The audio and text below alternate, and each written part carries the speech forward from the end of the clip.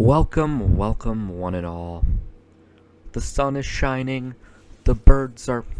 Alright, well, it's kind of snowy, and slushy, and rainy, and crappy. But, it's a beautiful day in New England, my friends. As you all know, Super Bowl 49 was last night, and I gotta tell you, that was one of the best Super Bowls I've ever seen. The New England Patriots, our hometown New England Patriots, completed the game against the Seattle Seahawks, and they completed it with a victory in their column. Patriots won 28-24 last night, which was ironically exactly what Madden predicted, the official EA Sports Madden simulation, so shout out to Madden. And, I'm going to be doing things a little differently today. You see, as you guys are all, obviously now well aware of because you're listening to this, I didn't have my regularly scheduled episode of Extra Innings today. So what I'm doing is I'm putting this little thing together for you guys, for my loyal listeners who missed hearing me talk sports. And I missed talking sports for you guys. So, because of the snow and the rain and the lack of planning by the school, I didn't get to do my show today. Campus was closed. I couldn't get to the radio station, so I'm making it up for you guys right now. I'm going to be talking Super Bowl today, talking about all things Super Bowl, from the commercials to the halftime show to the actual game. Yeah, there was a game of football played last night. Did you guys know that? There was some football played. And my God, it was some great football. Alright, so let's get into it. The main issue I'm going to tackle, and this is the issue that everyone's talking about this morning, is I'm sure you guys all watched the game. If you didn't, what are you doing? Come on, why are you listening to this if you didn't watch the game? But the main issue that everyone is harping on this morning is that the Seattle Seahawks, with like 40 seconds left to go to win the game, to play to win the game, to win the Super Bowl, they had the ball on the 2-yard line. Second down, threw an interception. Malcolm Butler, the hero of New England now. Guarantee you that guy never pays for a drink again. I know that's been said, but it's the honest-to-God truth. Malcolm Butler, the hero of the game, intercepts Russell Wilson in the end zone. Patriots win. Now, the question that everyone, including myself, has been asking is why Pete Carroll, or the offensive coordinator, why do you throw that pass, a slant pass in the end zone, and not just rush the ball 1 yard with Marshawn Lynch? That would have won you the game. Yeah, the best running back in the world, maybe. Not really, but one of the best running backs in the world. And you throw it. That doesn't make any sense to really anyone. I mean, obviously there was no guarantee that Marshawn Lynch was going to get in on that play, but it was second down. You had third and fourth down, and you needed a touchdown. And, I mean, as a Patriots fan, I'm pretty happy that it happened, but as a football fan, I am left scratching my head. And that's the thing about the Super Bowl. As a Patriots fan, it could have easily gone the other way. I am baffled. It's perplexing to me why Pete Carroll decided to throw the ball in that situation and not just run it with one of the best running backs in the world. Now, there's been some conspiracy theories, to do with Marshawn Lynch's new contract. They didn't want to pay him more if he scored the winning touchdown in the Super Bowl. There's been some theories about, they don't want him to be the MVP. They want Russell Wilson to be the MVP because it looks bad for the league if Marshawn Lynch is the MVP because he hates talking to the media. But you play to win the game. That's the honest truth of it. You can't be thinking about this extraneous crap that goes along with it. You play to win the game. And Seattle played to lose the game. I mean, as a Patriots fan, it fills me up with joy. I'm not even going to lie, I'm a homer. You know I'm a homer. You listen to this show, you know I'm a homer, but I'm a homer who loves a reason and loves facts. And the fact of the matter is, Patriots outplayed them. Second half. Patriots outplayed them most of the game. Now let's look it back. The first half, I thought the Patriots should have gone into halftime with, at least a 14-7 lead. Seahawks tied it up. The thing is, the Patriots defense didn't hold Russell Wilson didn't complete a pass for a quarter. Didn't complete a pass. Patriots defense held Seattle's offense in check. And the Patriots offense picked apart Seattle's defense. Now, Tom Brady threw kind of 2 stupid interceptions, and on both of them, I kind of looked at it and was like, who the hell was Tom Brady even throwing to? Who was Tom Brady throwing to on either of those picks? But, for a large part, the Patriots defense held Seattle's offense in check, and Seattle's defense didn't look as dominant as everyone kept saying there. Everyone's like, best defense ever, super dominant defense. They didn't look too dominant. They really didn't. So, Seattle looked pedestrian at best on both offense and defense, and the Patriots definitely outplayed them. Now, there was some insane, crazy plays that went Seattle's way, some big plays that got them back into the game, but you got to give it up to Tom Brady, man. That drive, that game-winning drive was basically perfection, that drive. That was a perfect drive. That's just what you want to win a game. Seattle couldn't stop him. They couldn't. They got outplayed. Now, there was a lot of big plays that I thought, all right, this is swinging the momentum in Seattle's favor. The catch by Curse, when he hits his leg, jumps up in the air, the ball hops up in the air, he bobbles it, he catches it, and then Malcolm Butler hits him out of bounds. Malcolm Butler looks like he was going to be the GOAT. He went from GOAT to hero. That catch, ooh, that hurt me. As a Patriots fan, here we go again. And that hurt. But, it ended up being all for naught because Malcolm Butler picked off that pass. I definitely think that Seattle was a great team, and they're a great formidable opponent for the Patriots, and it was a close game, and it was a very exciting game. That was one of, if not the most exciting Super Bowl that I've ever seen. Well, certainly. 2003 was cool. Game-winning field goal at the end. I liked that. 2004, I also liked with the Rodney Harrison pick. And there were some other exciting Super Bowls thrown in there in the mix. Steelers-Cardinals was one of them. There were some good ones, but that may have been the most exciting Super Bowl I've ever witnessed. It's unbelievable.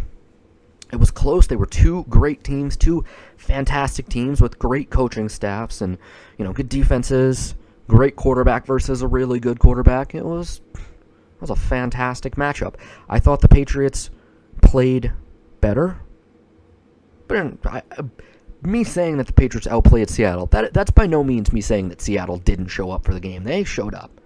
They got it done when they needed to get it done until the end. So that was a fantastic game. I'm still trying to get over it. I really am. And that was, I think, a game that the NFL needed.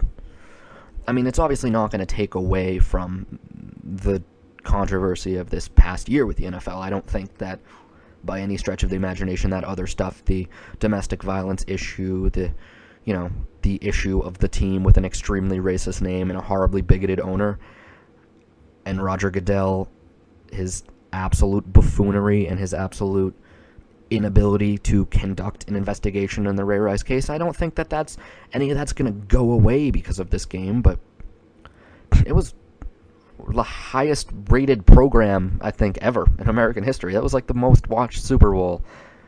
Everyone wanted to see that game. Everyone, whether you were rooting against the Patriots or whether you were in New England rooting for them, that game was huge for the NFL in terms of viewership, in terms of eyes on the game, in terms of getting back to football.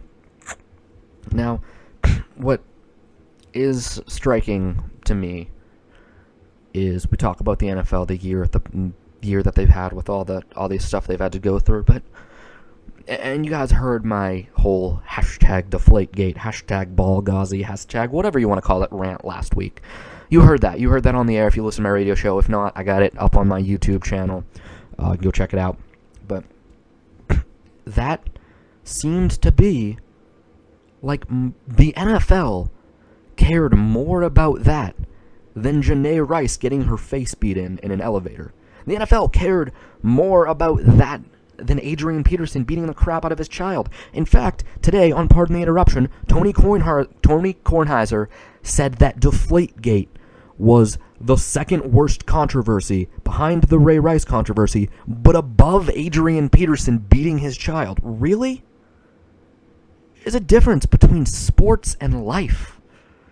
I mean, sports are sports. I love them. It's life or death for me. My bread and butter is sports. I love talking about it, and sports is one of the most important things to me. But it's sports, and there's a difference between sports and life.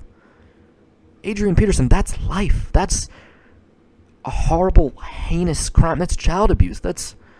How is that less of a controversy than the PSI in some balls? Which, by the way, there was video evidence of Patriots locker room boy taking the balls, both the Patriots and the Colts game balls, remember that, into a bathroom for 90 seconds. If you can deflate 11 balls in 90 seconds, give that man a raise. Give Timmy the locker room attendant is just the top employee in the Patriots organization, and he deserves to be paid better than I'm sure he is. But you can't do that. You can't deflate 11 balls in 90 seconds. That's how long the video showed him in the bathroom for. Kid was taking a whiz. What is there to investigate here? I don't see how the NFL is going to drag this out. There's nothing to investigate. You can't deflate 11 balls in 90 seconds. And more details. Those were some details that emerged since I last talked about this. But more details emerged. Only one of the balls was significantly underinflated. Only one of them was 2 psi underinflated. The other ones were a couple ticks below the minimum. A couple ticks. You really think that atmospheric pressure had nothing to do with that? A couple ticks. I got a football. I keep a football in my car. Because, you got to be prepared. Football happens without warning. You got to be prepared. Remember that, kids. So, I keep a football in my car. And the other day, I was cleaning out the back seat of my car because I was going to have some people in it. And, I grabbed the football and I was like, wow, this is really, really deflated. Now, this was before the whole deflated ball controversy, so I didn't think about it, but I was like, all right, I gotta reinflate this football. It's been sitting in my car, it's winter, it's cold, it's deflated. I didn't give it a second thought. But it was significantly deflated. Like, I can play with a ball that's not super firm. I don't care if I'm just throwing a football around in my yard, but this ball that was in my car was, God, it had to be at least 2 psi underinflated just from sitting in my car, sitting in the cold. So how is that an impossible feat? I'm using the same type of balls. Why is that impossible to happen in the NFL? It's much ado about nothing. It really is. And I don't think that with the year the NFL's had with the backlash from, women's advocacy groups, from Native American advocacy groups. I don't know if I can having a little trouble there, but with all the pressure from those groups and the year that the NFL has had, I don't think that deflated balls are this huge deal. And again, I know I harped on it a lot last week, but what was fascinating to me, one of the things that was fascinating to me is I watched a lot of the post game because whenever the Patriots win, I like to watch the post game, and I was watching ESPN Sports Center after the game, and Trent Dilfer just laid into Chris Carter. I think it was Trent Dilfer. It was either him or Tim Hasselbeck. But just laid into Chris Carter.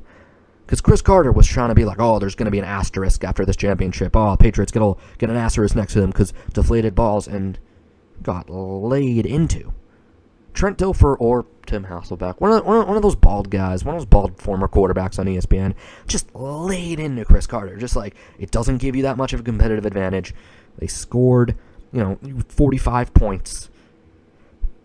There's no asterisk. And frankly, if you think that there's going to be an asterisk attached to this championship, you are insane. You are out of your mind if you think that there's some sort of Barry Bonds style little asterisk next to the championship. You are completely mental if you think that way. If you think, oh, because they got here they won the Super Bowl.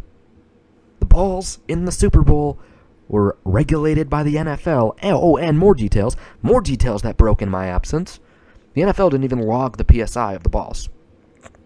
They didn't. So I am done. I am completely just over talking about this.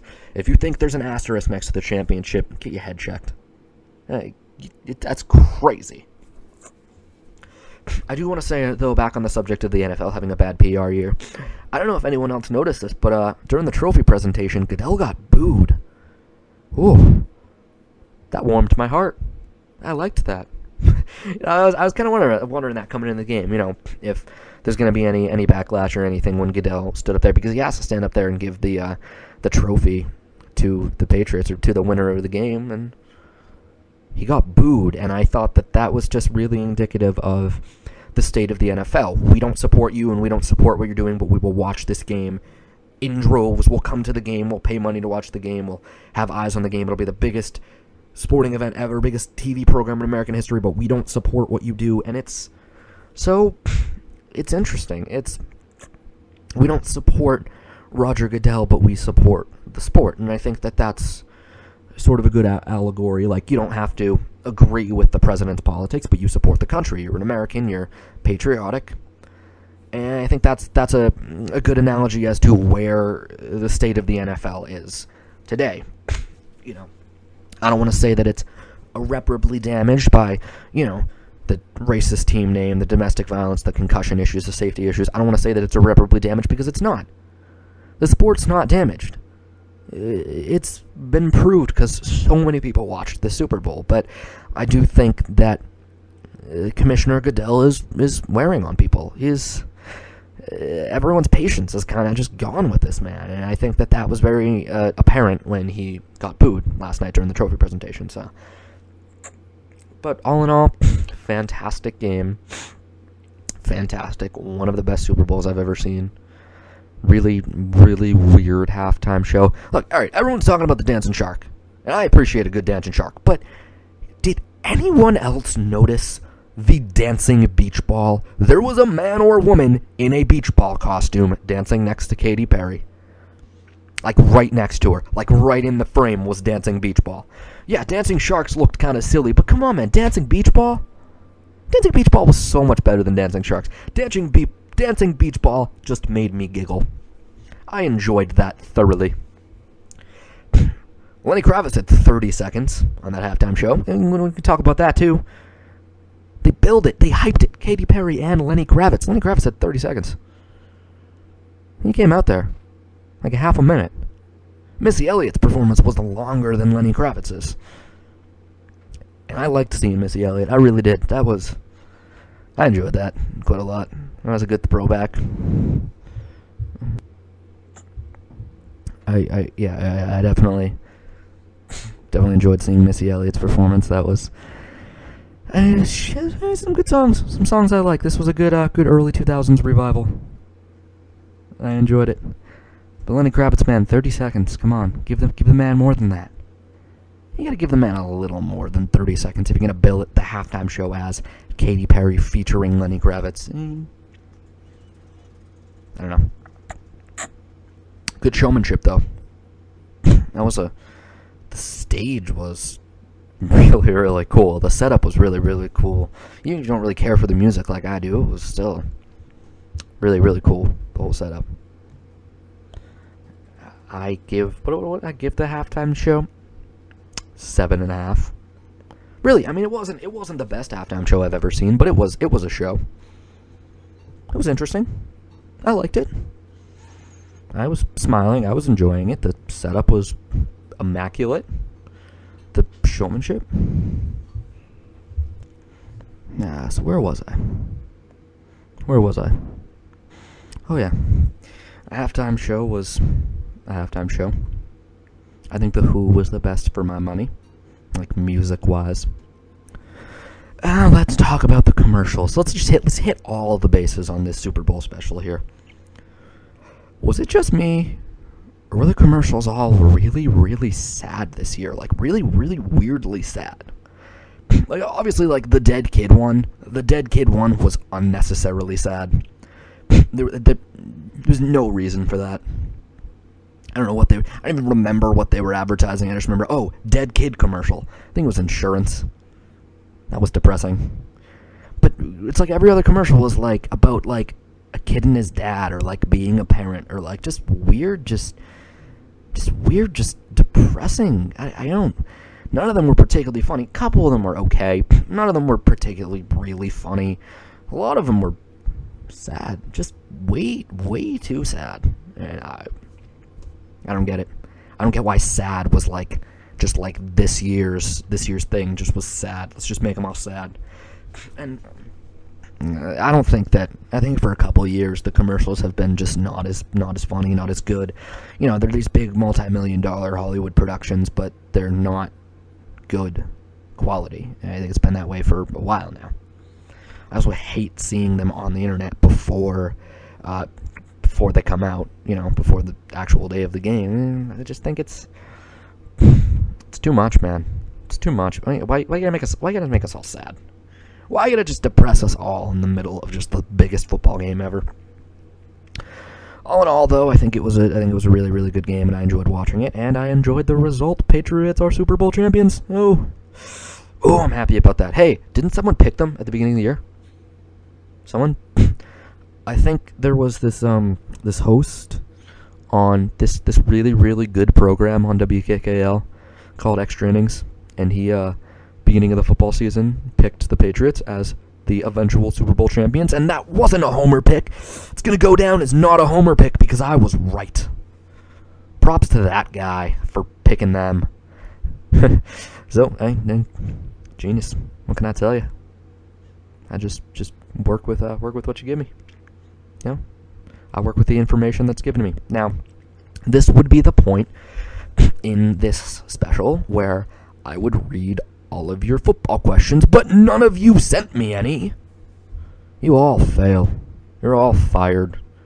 I award you no points, and may God have mercy on your soul. Seriously though, drop me a line anytime. My show page, Extra Innings, Facebook.com/Extra Innings WKKL. There we go. Bit weird saying it in this environment. I've been saying it for years, but it's not years. What is wrong with me? I've been saying it for like months, but it's a bit weird saying it in this environment. But Facebook.com/Extra Innings WKKL. Send me questions. Send me stuff. I'll read them on the air. Questions, comments, concerns, complaints. Bring it on. I'm ready. I'm ready to deal with it. All right, well, I'm about to wrap this up. Thank you guys so much for hanging out with me on this Super Bowl Monday and beyond, because it's the internet and this content lives forever. So, thank you so much for hanging out with me. Apologies for my missed show today, but hopefully this little 25-minute or so segment makes up for that. So, hope you guys enjoyed. Leave a comment. Tell me what you liked, what you didn't like. Subscribe to me on YouTube, which is probably where you're listening to this. Extra Innings on WKKL on YouTube. Like me on Facebook, Facebook.com/Extra Innings WKKL. I will be back next Monday with a brand new live show for you, unless we get more snow and the campus is closed again. So no promises, but I will be back at some point. I am the Terminator, and I will be back. I'm not even going to try to do the accent. But I'll be back with brand new shows, brand new content all throughout the year. So stay tuned for that. Extra Innings Mondays at 2 p.m. on 90.7 WKKL. You can get that on your FM dial if you're in the greater Barnstable area. If you're anywhere else in the world, tunein.com or the TuneIn radio app. You can stream 90.7 WKKL live anytime you want.